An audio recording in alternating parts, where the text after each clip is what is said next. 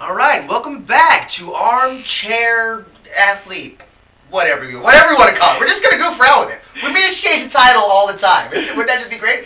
It's Armchair Quarterback Game Guy. Anyway, that's not the clan dance. Do it right. No, it's not the clan dance. Listen, if you catch the outtakes, I had because it was because okay, again, this is America, and they have a Canadian team in their conference.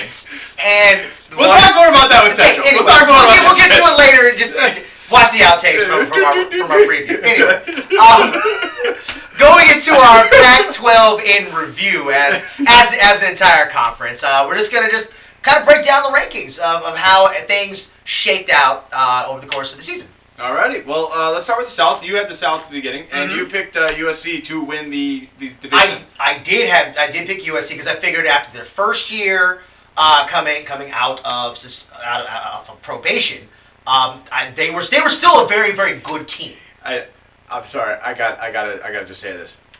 We're talking about USC. Did you? Jesus Christ! You want to talk about how not to deal with a loss? That man! He lost his mess!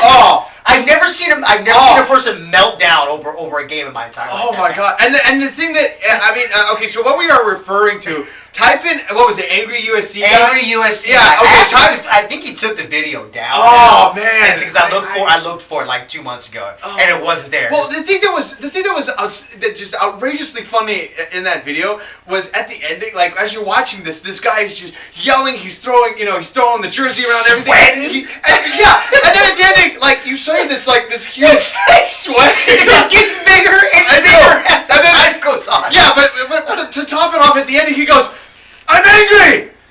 And I'm sweating! Oh, Jesus! I had the biggest laugh of my life because Christian Ginn, who's actually a Raiders fan. Hi, Christian. Hey, buddy. he actually had posted something about it on Facebook, and I was like, well, let me see what this video is about. And I had to watch it twice to actually figure out what had jumped out. Because suddenly, he started out calm and he just started screaming everywhere. But anyway, we're mad. We're garbage! Garbage! It's okay. I hate Lane Kiffin too, so I mean, I feel you, bro. I was going to bring that up earlier. We had to talk about that. So anyway, you had USC. Yes, I had USC winning the South based on the fact they played a very, very good season despite being on probation the previous season. Mm-hmm. And they're coming back with pretty much the same core. And I think that would have happened until they ran into UCLA, who definitely came ready to play. Yeah, I got some crow to eat about UCLA because I remember talking about how I didn't think Jim Mora was going to pan out. Now, granted, overall in the long term of things, I still think that he's got 4 years, and I have to say 4 because that's what I said before. Mm-hmm. I still think USC, you got 6. Maybe, but I still think that there is a chance that Jim Mora will still leave the program in shambles, and I've already listed the reasons why. But for this year, he definitely made an impression on me because this is the best I've seen any Jim Mora team play since that Atlanta Falcons team. The only reason why I'm not saying, okay, this guy's for real, this guy is gonna bring the UCLA back to the promised land, is because it was 1 year. It's not with his kids. He's got to recruit. Right. He's still got the opportunities to screw up in the press conference. But for a first year, Jim Mora is going to say what Jim Mora feels at any point in time, and that's just something that. Can I talk about the fans? Yeah, well, exactly. I mean, it's just he's a no nonsense guy, and I mean, there's something admirable about that, but it just makes him a terrible interview. I mean. Well, it makes a great interview. From a media's perspective, you want somebody like that. Oh, you screwed up. You get a lot of cannon fodder from that. But I mean, it's just, he's to say that he's not a nice person is kind of. Well, he's a nice person, but it doesn't matter if you're a nice person. Well, yeah, exactly. It's completely totally meaningless. It's just you're just I can see the press is giving interviews, and I feel that they're asking blatantly stupid questions so that he screws up on purpose. Really? I don't know. It just feels that way because I mean when you know that somebody has a tendency to blow up, you're going to try to do everything you can to get said person to that point. You probably shouldn't interview the USC fan. No, bad idea. It's the worst idea ever. So, but to add to what you were saying about USC, with not winning the division, I was very surprised with how Matt Barkley played this year. I really did think that this team, they were, I don't want to base everything off the video that we have referenced and teased, but, what that guy was saying at the beginning of the season, even you and I were thinking this is a national championship contender. Oh, definitely. They were, they were going to be a unit. Matt Barkley came back and skipped out on the NFL, but now I think his stock has dropped. I was just incredibly surprised how beatable USC was throughout the entire year. Definitely. Look, they finished 7-6 overall and 5-4 in conference play. Yeah. It's and the Dogs almost beat them. That's true. That's true. It also says that the conference is extremely competitive because nobody finished with 7 wins in the regular season. True.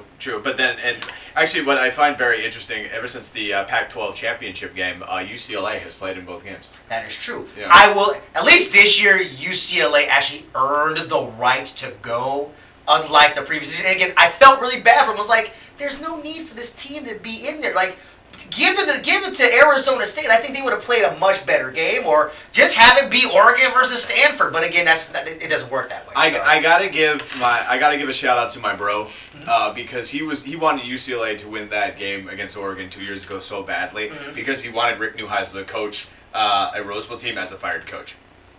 But think how ironic that would have been. They wouldn't have fired. They would have been like, "We're just kidding about firing." Yeah, but wouldn't that have been awkward? That would have been very awkward because then, as a university, you're put in a very odd spot. Right. Right. But I happen to think Neuheisel is a great color commentator for the NBC Sports Network.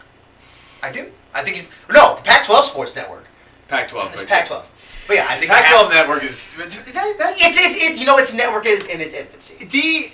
I haven't had an opportunity to watch that much of the Pac-12 network. What I don't like about it is going to bars and saying, "Hey, I'm going to watch the Huskies. Hey, I'm going to watch this game. Oh, it's on Pac-12. We don't carry it yet." Yeah, exactly. Like, come on, really? Well, because it was a new network, and it kind of got started off, very, very speedily. Like a lot of cable providers didn't have time to carry it. And I think going into next season, I think every major cable carrier will have Pac-12 network.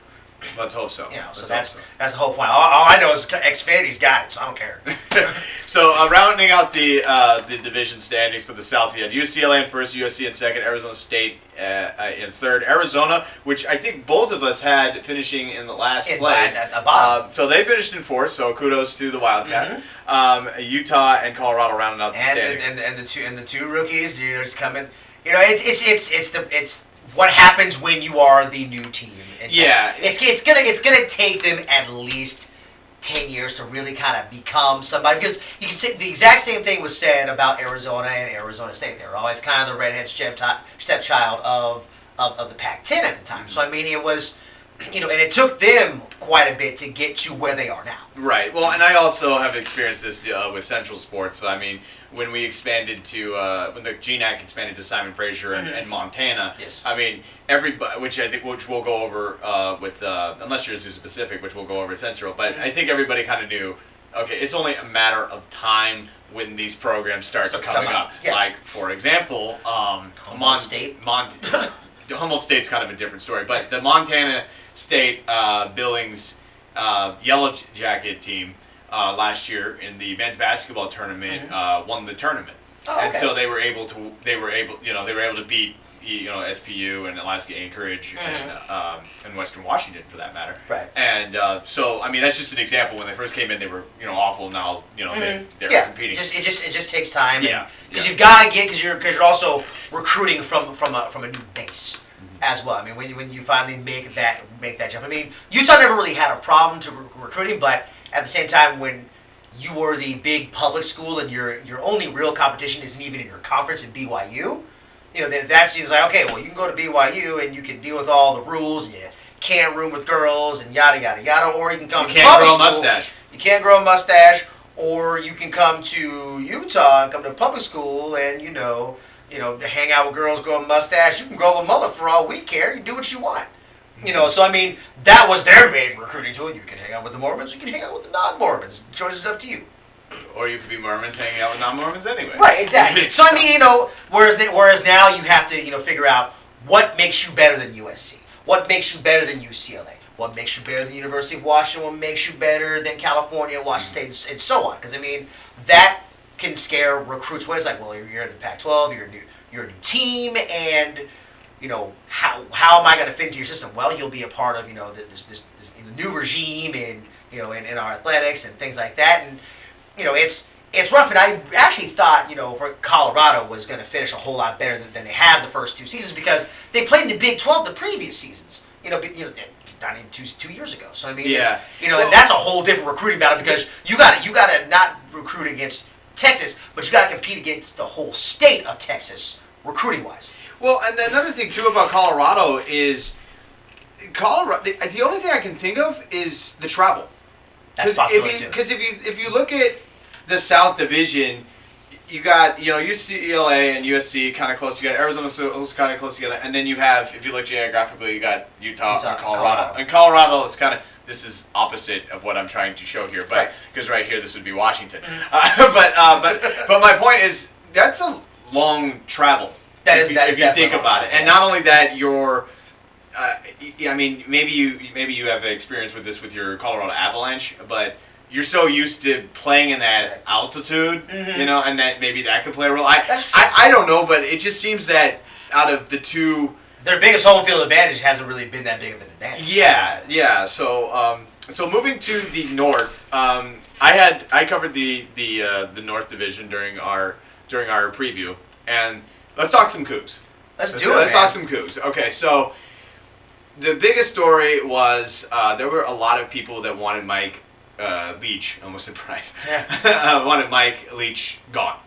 I know, within the middle of the season. Yeah, and I was talking to people on Facebook, some people I work with at work, and they said, we want Mike Leach to gone because we don't like how he's treating the players, and we don't like this, we don't like that.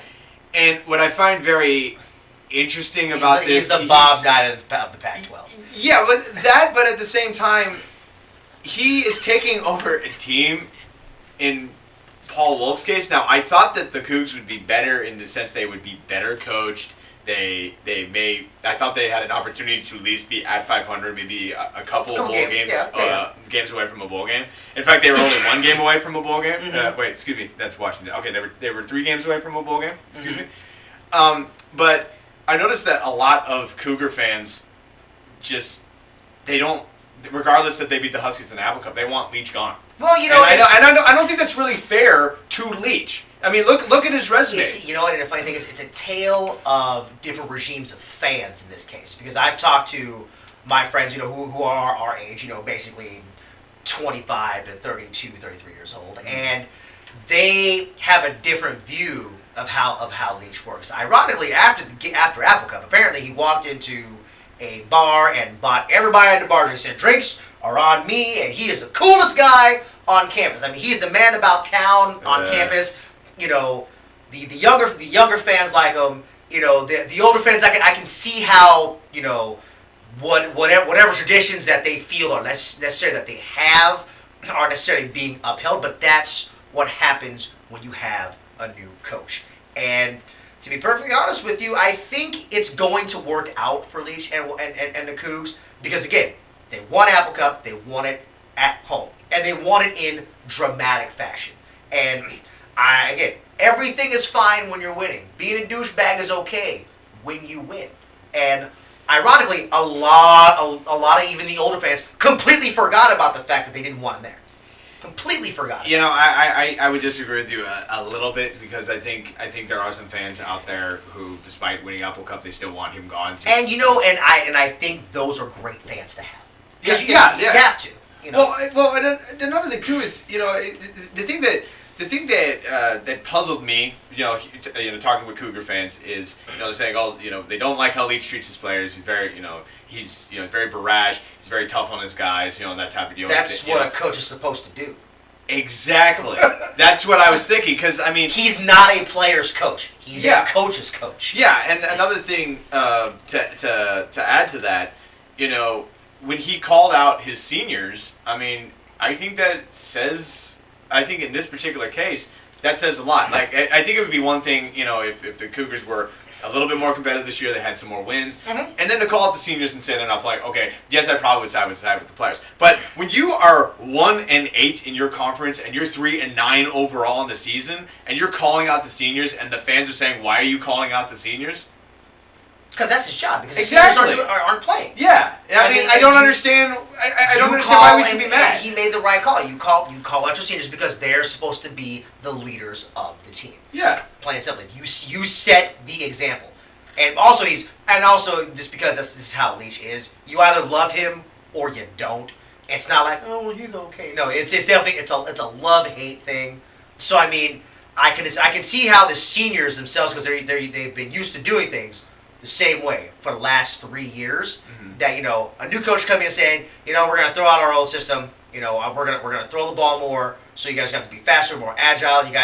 Some of you guys might not start this year. You're talking about guys who've been 2- and 3-year starters by this time, and suddenly you're cutting my playing time. I can't leave to go to another school because I lose a year. Unless I drop down and go play D2, D3, where I can play right away. But I don't want to risk that because Combine's coming up. Pro scouts come out and see and things like that. So there's a lot. They're in the transitional stage of their career. Yeah, they're going from playing for the fun of the game to possibly making this a business for themselves. So I mean, I see how the seniors might not necessarily be warm to the way Mike Leach was doing things, but at the same time, again, look out for the Cougs next year. Do you think that actually was going to be my next question? Is do you think the Cougars will rebound from this stretch? Oh, definitely, because the juniors last year, they'll be the seniors. They know what to expect. They know how they have to act accordingly in the offense and also in regular campus life, and also showing the freshmen coming in how things are going to be, and that is a great foundation to have. And the Cougs have a very, very young team. If Leach stays for 4 years, I think they're a top 25 contender if he stays 4 years. Well, the only thing, excuse me, the only thing that I think that will prevent Leach from staying 4 years is that, let's just hypothetically say he keeps treating the players the way he is. If he gets fired, then yeah. Well, it all depends on season tickets, if you think about it. When he was first hired, Wazoo sold outrageous number of season tickets. Yeah, they did. Now you're talking about a 3-9 year. Are the same people going to keep coming and that? I think the season ticket sales will take a slight dip, but still the hope in the sense of winning Apple Cup that there is a brighter tomorrow for the team is still going to bring a lot of those fans back. And I think also Wazoo is at a definite disadvantage in comparison to Washington State and Washington in the sense of alumni fan base, people who are done with their 4 or 5 years at Washington State University. They leave and they go back to Seattle. And sometimes they'll buy season tickets and try to make it to as many games as possible, but really a lot of times that doesn't happen. Ironically, that's why they have the Seattle game every year. Yeah. So that way their alumni base can just relax, enjoy the day, and then go to the game at CenturyLink Field, which I actually think is a great idea. Yeah, I wish Central. I wish Central would do that.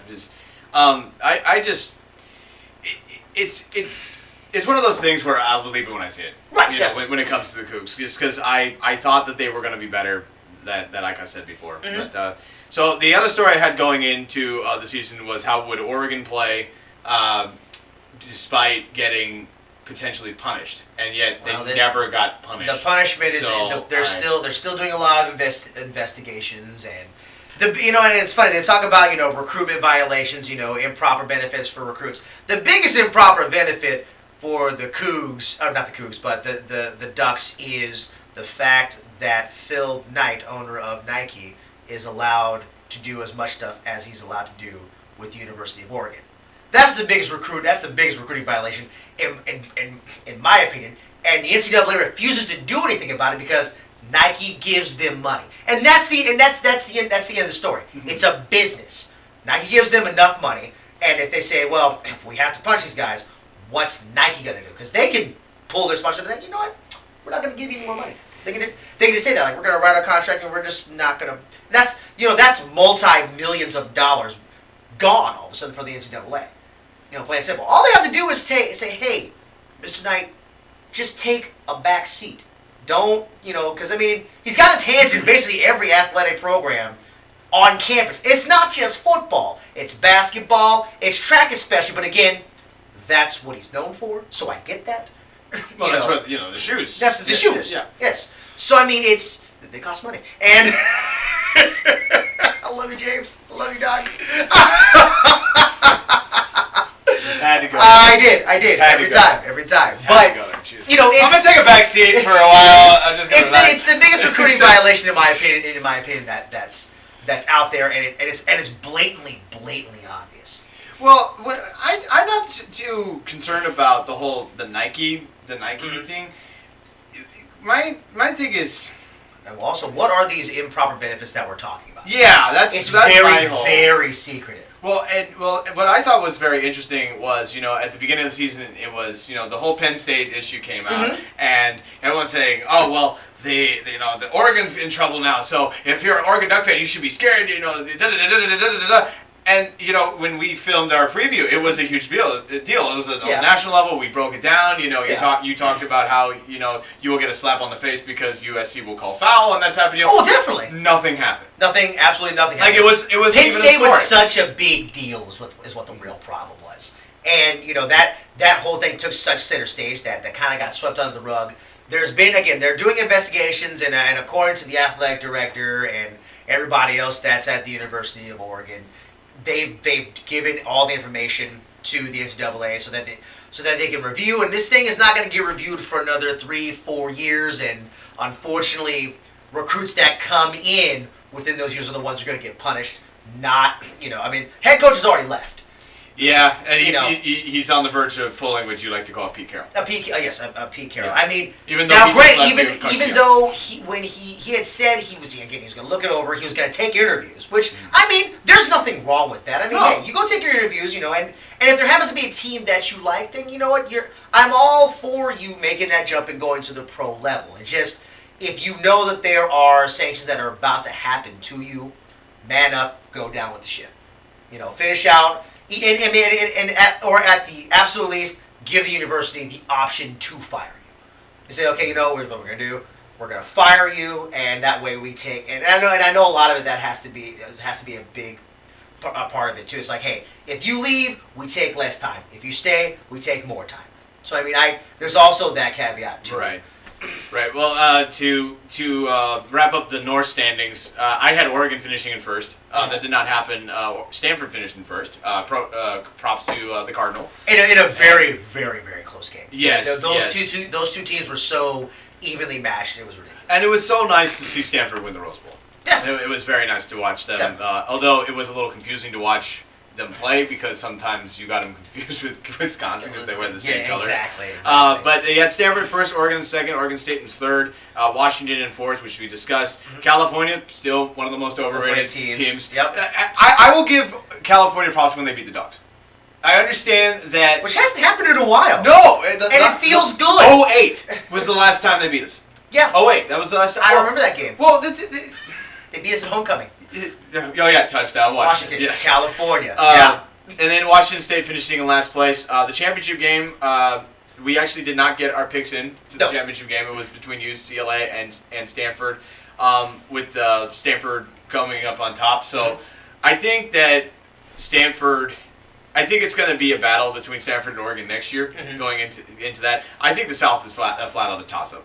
Because you got UCLA, all of a sudden, whoa, where did you come from? Right. And then you got USC, who's losing a pile of seniors, including Matt Barkley. And then Arizona State. Arizona State's always a wild card. Always. And, I kind of call them the Cougars of the South. Because they're always there. They're always there. But then it does like, boom, and they just definitely. fly.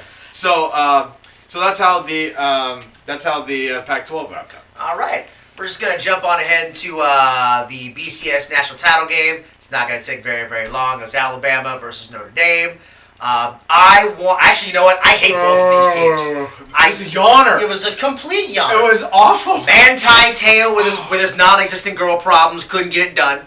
It was just one of those things where it moved at such a slow pace. It kind of reminded me of last year's BCS title game against. I thought it was worse. And it was still I want to say it was a highly rated, game to watch, just because, it was two teams with great traditions. So both teams getting the extreme benefit of the doubt. I've never heard more evenly, even commentating from all networks before in my entire life. I mean, you got two teams that are considered immediate darlings of college football. I mean, even Mike Golick, a diehard Notre Dame homer, kept it pretty much on even. Now he was like, yes, I'm rooting for my team, but he still kept the stats and everything very, very equal. Well, the thing that I liked about the thing that I did like about the BCS this year is that the one undefeated team was in. That was good. There were two. Okay, there are two. Sorry. Okay, Ohio State was on probation. Yeah, but they're overrated. So but no, 12-0 is still 12-0. I don't give a damn. And it was a big slap in the face to the NCAA. It's like, okay, we'll take your suspension. Guess what? We're still undefeated. And it would have been Notre Dame, Ohio State, which I think would have been a much more entertaining game. It's a great story. Yeah. I'll give you that. But the Ohio State, while they're up and high up in the rankings and that type of deal, they're 0-4 in bowl games, and they have yet to. They haven't won a national title game since they beat Miami. And that also being said, Miami's not an SEC team. No. And during the BCS era, every single time that they go up against the SEC team, they get blown out of the water. They do. And not only that, back when USC was in their prime, you had Ohio State and USC would kick them. Yeah. I mean, it's just it's a great story. I understand, but I mean, until Ohio State does something in the postseason, which I understand they weren't allowed to, and they couldn't show us anybody. Well, I mean, you can look at the Big Ten as a whole, and they choke it up in one game and one game only every year. They choke it up in the Rose Bowl for some odd reason. Except for 09. Except for 09, but or really, 10, I should say. Yeah. But I mean, it's just one of the. That's the first time they had won the Rose Bowl in I don't know how long. The only one I can think of. Iowa. I want to. Iowa in '92. No. there was Wisconsin a couple years in the late '90s and in 2000. I would have to actually go through the list, but but I can understand when you think Big East. Excuse me, not Big East. Big Ten. Yeah. And you do definitely get a get a flashback in the '90s. But I do know that the Big Ten has won in more recent years than what people think. Yeah. But it just seems like it's been forever because they was it Wisconsin when they played TCU in the Rose Bowl. They had that game and they choked. Yeah. Completely choked. If you talk to John Moffitt God. on the from the Seattle Seahawks, he actually said on the men's room that he wished that he focused more on the game. On the game. And the players focused more on the game because they were so jazzed about being in California. It's cold in Wisconsin in January. Exactly. I get it. Yeah. They're trying to have fun, and do things that the boys do. I get it. And that's why I think teams should get there the week before. Let them have their fun that week, and then going into that first practice week, all right, shut it down. That's what happens in the pros a lot. So. The thing that this was, I would actually say getting back to what you were saying about how slow this BCS game was. I think that the one beforehand was a little slower just because there wasn't the flashy and that type of deal. It was more of a defense, field goal here, field goal there, and eventually Alabama wins. Yes. This last one, I watched pretty much half of the first half and a little bit of the second half before I just gave up. Yeah. I was rooting for Notre Dame because one of my aunt's son went there. Okay. But I just thought it was a slaughter, and it was really unfortunate because you could see the difference in the size of players, you could see the difference in schemes, and it just. I know being an independent school does not have an advantage. This isn't the '90s anymore. Everyone does not want to go to Notre Dame. Everybody wants to go to LSU. They want to go to Alabama. They want to go to Auburn. They want to go to Texas. They want to go to Texas A&M. They want to go to those schools. Notre Dame does not have the heartbeat of college football anymore, and it definitely showed. Yeah. I mean, and particularly with the size of the players. The size, I mean, like. And there's also the speed. It seemed like Notre Dame was moving in absolute slow motion. Right, and it was painful, unfortunately for the Irish, it was painful to watch them just try to get a first down. It was almost as if, it's. I guess you could say it was like, like when you're. Maybe you don't know this because you don't have any siblings, but when I was growing up with my brother. My brother is trying to win at whatever. Right. Whether it's a board game, whether it's a basketball game, whether it's fighting over the remote to watch TV. Right.